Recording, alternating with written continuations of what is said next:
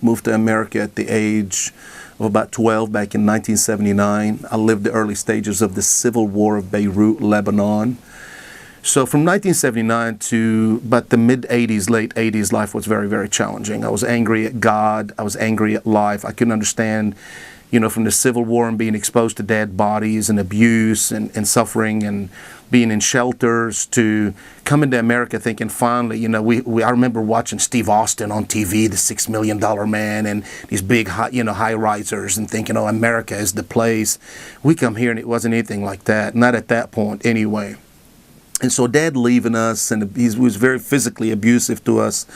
I remember during the summer I would wear long sleeves because of all the bruises on my arms, and I just didn't want to discuss it with kids.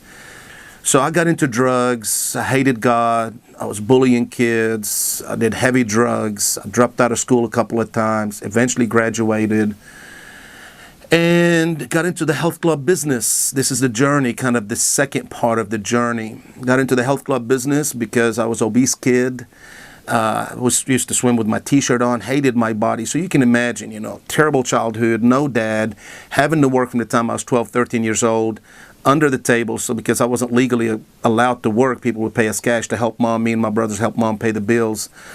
So we didn't go to proms, we didn't go to football games like most people do on a Friday night, for example. We didn't have that childhood, so I was just angry at life and just couldn't understand what's the point of living.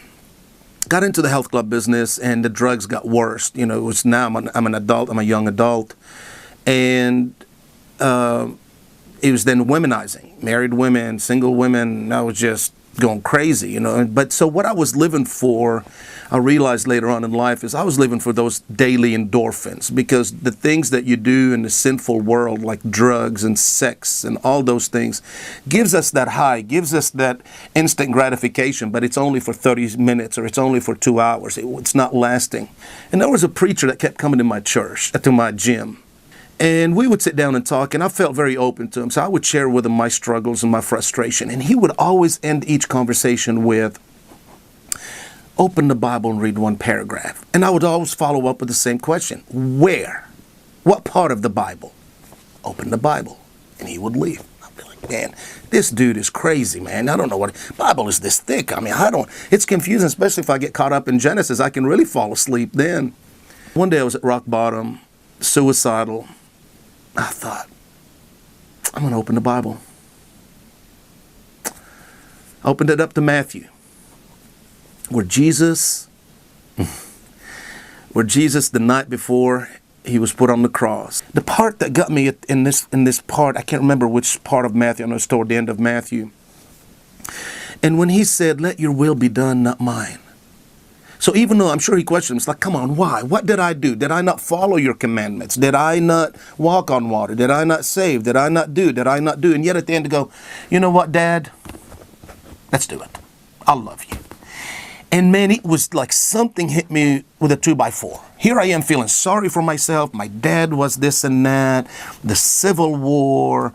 I'm working while everybody's going to proms and football games, and I'm feeling sorry for myself. It's like, why me? Why me? And when I read this, let your will be done, I felt this big. I felt that big. I was like, man, I got down on my knees. And it was that moment. It was that moment that I remember opening the back door and threw the pipe away, walked in the bathroom, grabbed the bag of dope, flushed it. I remember it was like, I just entered a zone I can't explain. It was like that moment was the turnaround moment for me. How great the love of Jesus Christ.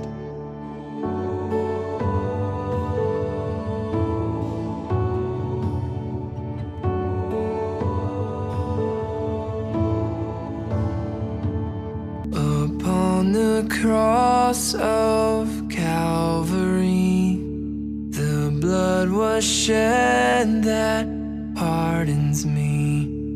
No longer bound, no more defeat. How great the